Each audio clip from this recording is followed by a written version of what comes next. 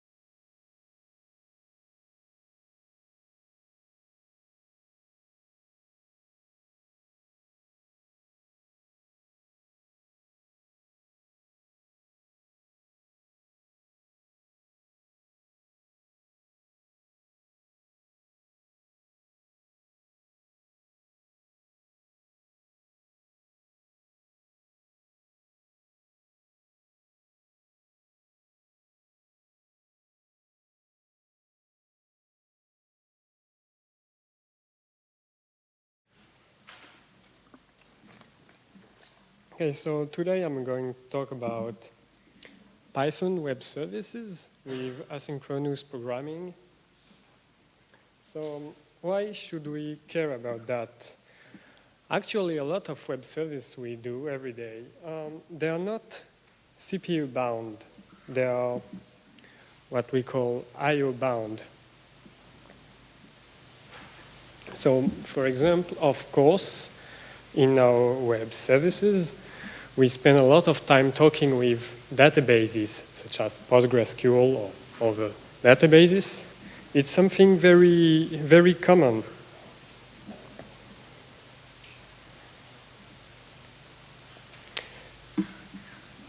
We're also doing some HTTP calls to third parties, APIs provider. Well, there is a very simple example. Maybe you know OAuth 2, which is a pretty common authentication standard, which implies a lot of third-party APIs calls. So maybe you know SQS2, it's an Amazon service when you want to enqueue some information. And of course, it's typical for a web service to deal with long-running requests. The example here is when someone is sending a large payload to your web service with a post call. So our web service, actually, they waste a lot of time doing absolutely nothing. They just wait. So we want to better use the time. So here is what we want to do with asynchronous programming. Our Python program is sleeping, and we want it to be as busy as possible. When I say busy, I speak in a CPU point of view. So I'm going to introduce a web framework called AO HTTP. Actually, it's a web framework, and it's HTTP client as well. So here is a simple example, very simple hello world. So nothing very special. You define a route, and you can get the parameter then in your handler. So this is a get handler. Well, this example is not very interesting because, well, yeah, it's asynchronous, but not very interesting. But the next one, this one is better. Here we use async PG. It's a driver, fully asynchronous driver for PostgreSQL. Well, it's a great one. It can map natively data types of PostgreSQL with data types of Python. Is really great. So in this example, this is a critical thing to notice. We talk with the database, and we use the await keyword. So when we use the await keyword, we basically tell the Python interpreter, we say, hey, okay, so I'm going to wait some response from PostgreSQL. Do whatever you want. Go check this later. Maybe we will receive something in the meanwhile. So when we are awaiting from the PostgreSQL response, our web service can do something else more meaningful, like processing other incoming requests from other clients.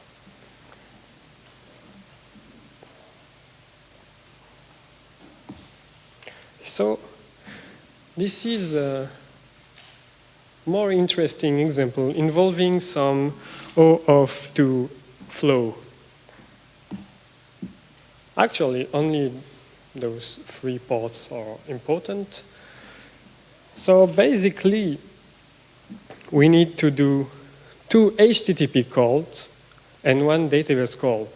I don't know if you are familiar with the OAuth2 flow, but basically, we have some code. We call, here in my example, is a GitHub API. So we do some post. So this is the HTTP client of AO-HTTP. You don't need to install anything else. It's, as you can see, already included in AO-HTTP. So when we are here, when we are awaiting for the response from GitHub, Python can do everything else more meaningful. Then here, same thing. When we are waiting for the second HTTP response, Python can do something else more meaningful because with the await keyword, we let the hand do it to do other stuff. And when we have user data, so we can check if the user is already in our databases. In this case, it's login. And if he or she is not, it's a registering. So this is how it works. So this example is interesting because in a lot of real life web services, this kind of work is very common. So here is an example about a client uploading some file to a web service. So here is the critical line. So with some, this chunk is not that important. We just want our payload to be in the URL encoded IMG field. So when we are saving the uploading image, each time we read a chunk, we can let the hand to the Python interpreter. So it's a great thing because what if the client is so slow to send even just 1 byte? Our web service cannot hang here forever. So here, thanks to the asynchronous programming, it's okay. The client can be very slow. Not a problem, because when the client is sending us some data, we can do something else in 1 thread. So in case if you were wondering, it's perfectly possible in 1 thread, only 1 thread, to have multiple clients uploading content via this handler at the same time. It's perfectly okay.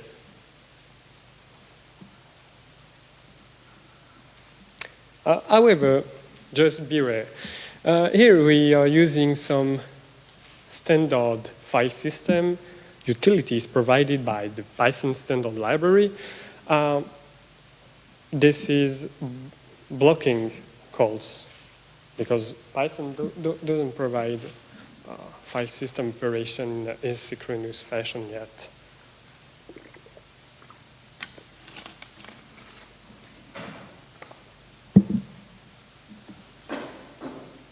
Okay, so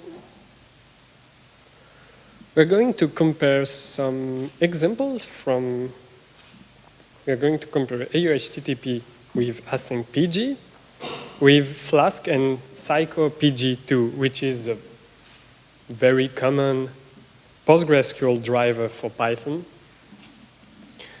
So the 2 codes are equivalent. They define the same endpoint with the same semantic. So I did a little benchmark with WRK. So WRK is just a benchmarking tool. And our results are those.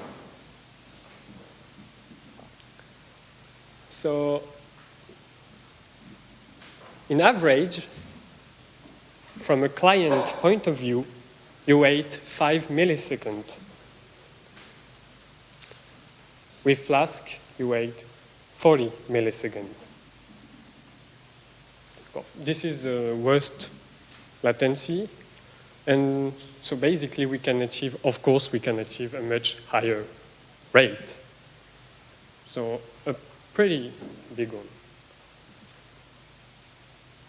So why? Well, actually, as we said, it's not about raw performance. It's about better managing of time. It's better time management, not raw performance. So thank you.